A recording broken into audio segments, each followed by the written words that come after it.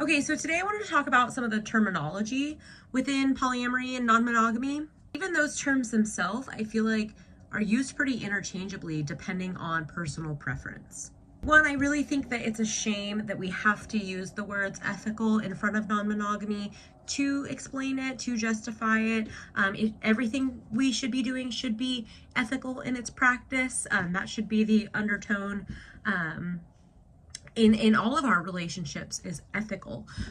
But alas, here we are. There are so many people who practice it unethically that we've had to recategorize things now to have it within the zeitgeist is that no, there is an ethical way to practice. It's not just about cheating on your wife.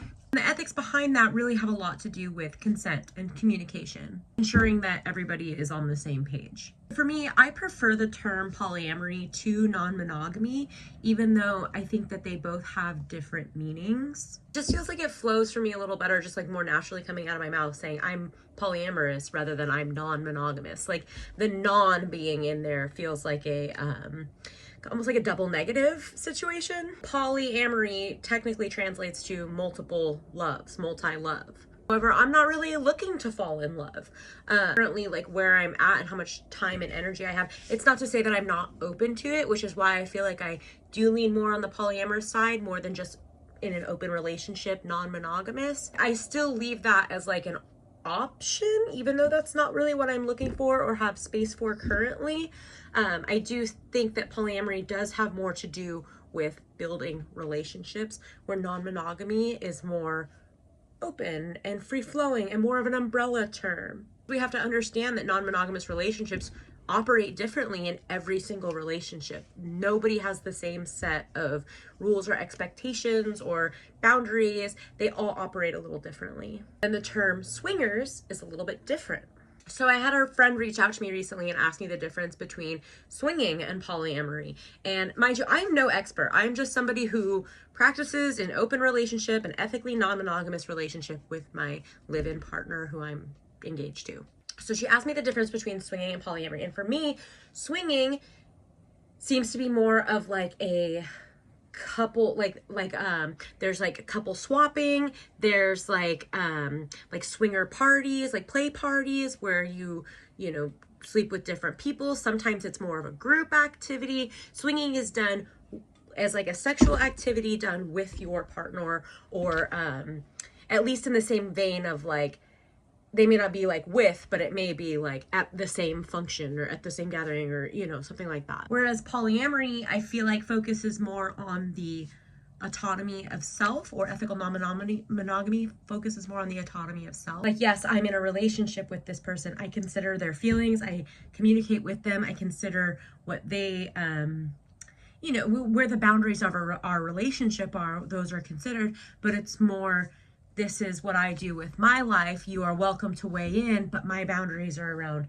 my bodily autonomy. So I'll give you an example of like where you have boundaries over your own bodily autonomy, but your partner does not. Just because you're in a relationship with them, they cannot create a boundary for your bodily autonomy. Let's say you're going to hook up with somebody new. They said that they've been tested, but they haven't shown you any results, but you trust them because of your interactions. You trust their word for it. And so your partner says, I don't want you to sleep with them until you see results.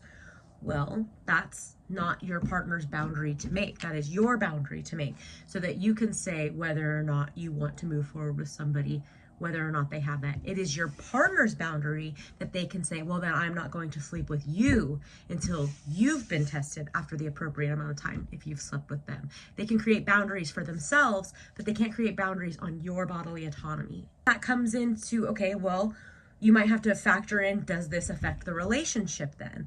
Because it will, it can. You have to weigh the risks of what is worth your energy, what is worth risking your relationships, and you have to find that gray area of what works for you and your partners. It's all personal. Another non-monogamous term is metamor.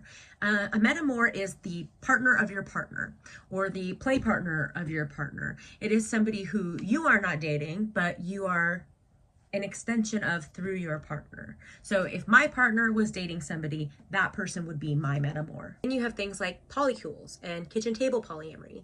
A polycule is the group. This doesn't mean that everybody's dating each other. It could just mean that, oh, my partner's metamor and that person's boyfriend. Your polycule is your extended family, the network of all the different poly connections throughout who's dating who. It can be kitchen table or not. Sometimes with kitchen table polyamory, everybody isn't necessarily dating each other, but sometimes they are friendly with each other. You host game nights or dinner parties. Everybody gets along almost like, just a friendly unit. And sometimes multiple of those people are dating each other. Sometimes, very few are dated within each other. They're just kind of partners sporadically throughout. Polycules can vary in so many countless ways. Kitchen table polyamory is not mandatory for polyamory. Sometimes partners don't really want to know a whole lot about your other arrangements or partners. Not the same as don't ask, don't tell. So there are some people that have don't ask, don't tell agreements. I don't agree with that personally. I think that kind of degrades the concept of communication and trust and the things that you build with your partner. It feels like it takes away a bit of the consent. That's me personally. It might work for other people. For me, that feels like it's bound to breed contentment. Don't ask, don't tell feels very cheating. The whole basis, at least for our perspective of how we practice polyamory, that doesn't work. That feels toxic. It feels manipulative. It feels like consent is not involved in that. But there are degrees on how much you share with each other. That's something that you communicate as a boundary within your relationships. Maybe your partner doesn't want to know every detail of who you're hooking up with. Maybe your partner does, and it excites them. And it's not just about compersion. It's a sexual gratification to hear about it. Everybody has different boundaries. My partner and I, sometimes we share more than others. The bare minimum that we are expected to share with each other is when we're going out. Like, we respect each other's time and how we share a home together. We have cats together. We are communicative about who the person is, where we're going in case something happens. It's the same way as you'd share your location if you were going on a date if you were single. That's important. But no, there's not that shared you want to know every detail of this experience. That can be too much. That can be overwhelming for somebody to hear. The thing that we always discuss is STI testing and whether or not you're actively going to be sleeping with that person. From that point on, I don't need details. I don't need to know where they put it. I don't need to know what you did. I don't even need to know what their kinks are. I just need to know that you're sleeping with them. That's it. Another term that you might hear is mononormativity, and you may hear this in conjunction with heteronormativity. So it's the things that have been normalized as the standard, monogamy is the standard. It's mononormative. It's that societal assumption that monogamy is normal, that it's somehow more healthy or more sustainable, or is to be respected, whereas polyamory or non-monogamy isn't. That's just a fringe thing that, oh, those weirdos. Yeah, we are weirdos, but we're good. And non-monogamy is normal and natural. It is seen in nature, and not just in animal species. In humans, it dates back centuries. There's evidence of that in early peoples, especially in matriarchal societies, where if everybody's caring for the children, it takes a village. That's where that comes from. Where people kind of raise the children as a community, and it's not this idea of the nuclear family model. Non-monogamy has been traced back to cultures around the world. Solo polyamory and relationship anarchism are similar, but they are not the same thing. So solo polyamory is more, I'm an independent person. I am in relationships with people. However, I don't intertwine my life with those relationships. I'm an individual person. I own my own home. I have my own lifestyle. I am with you. I have multiple partners, but I am my own individual person. I don't want to talk much about relationship anarchism because I don't really know a lot about it. I don't know a lot of people who practice it.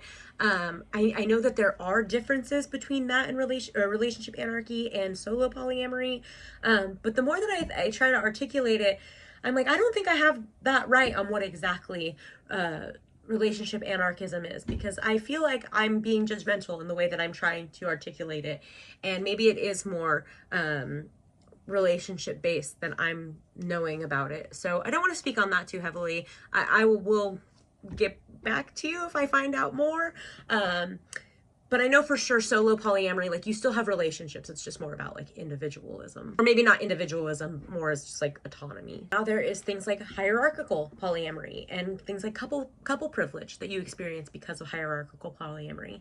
So some people think that it is unethical to be hierarchical. Some people disagree. My partner and I disagree, because my partner and I are living together, getting married, building a life together. There is a sense of hierarchy as far as who gets the priority in my life, because that's the relationship that I have. Whereas some people see that as unethical, because you should treat all your relationships equitably, not equally, but equitably. I don't see it that way, because I explain my situation. I always get consent.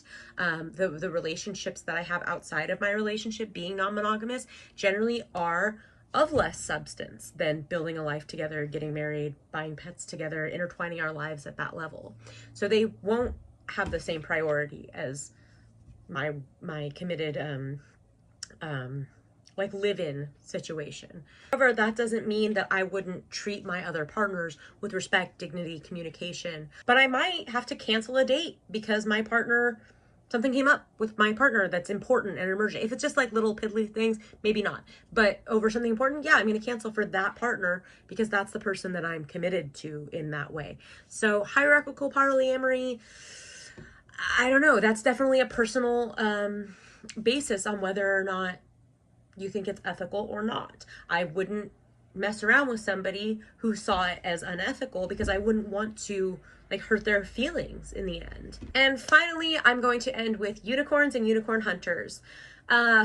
This is generally seen as something pretty toxic in the community. However, especially like from people who have actually really delved into polyamory and non-monogamy and really are trying to learn about it from that ethical lens, they're out there everywhere. And my ex and I feel like we were unicorn hunters. We didn't know that's what we were doing, but I've been there.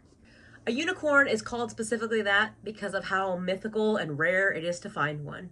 It's a third person who just fits their way into your relationship perfectly. That the two people that founded the relationship find this magical third person that wants to date you both on the same level. That's very rare. Unicorn hunters are usually the couple. Now, the reason it's considered so toxic in the community is because it's usually a heterosexual couple that are using a third person and not treating that third person with the respect, communication, and dignity that they deserve. They don't treat them like a human. They treat them as an accessory to their relationship. Most of the time, it's for sexual gratification. A lot of times, it's for either, especially the male's gratification, that he wants to see his girlfriend sleep with another girl. He wants to have two women. He wants to have a threesome. A lot of time it plays out that way. But a lot of times it's the woman using another woman to explore her sexuality. Consent is important.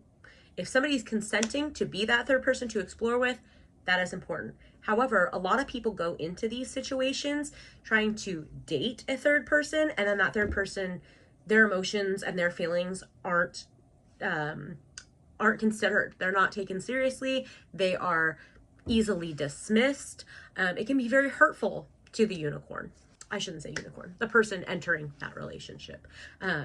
It can be damaging to them. And so there is a lot of that within the community. Not to say that thruples cannot be healthy. They very much can. But ultimately what this all boils down to is consent and mutual respect.